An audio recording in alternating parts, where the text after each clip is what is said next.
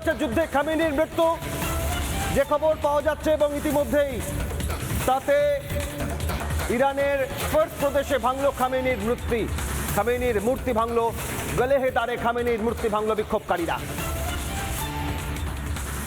খামেনির মূর্তি ভাঙা হয়েছে। মধ্যপ্রাচ্যে যুদ্ধের পরিস্থিতি ভয়ঙ্কর আকার ধারণ করেছে।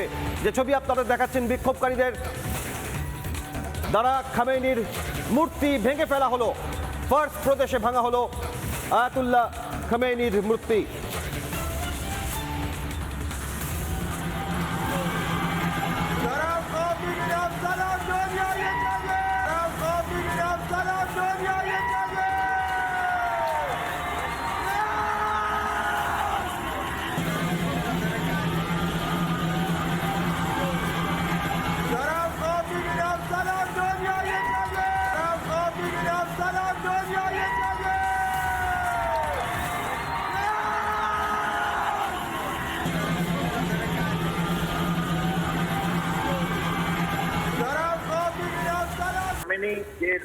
বিগত ৩৬ বছর ধরে ইরান কে শাসন করছে, তার মৃত্যু হয়েছে।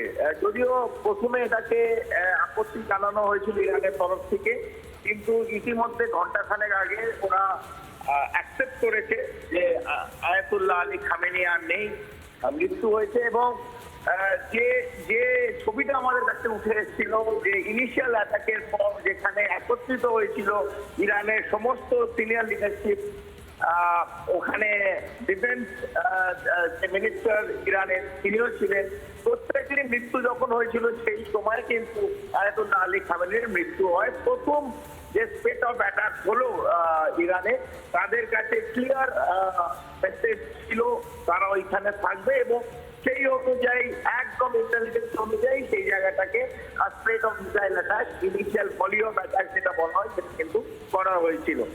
এবং এর একটা রিপার্কেশন হবে, প্রত্যাঘাত ইরান করবে। ইরানের আশপাশে ইরান নন ওদের নেক্সট কোর্স অফ অ্যাকশন, কারণ ওদের তো 40টা ক্লারিক থাকে, তারা ওদের নেক্সট লিডারকে চুজ করবে।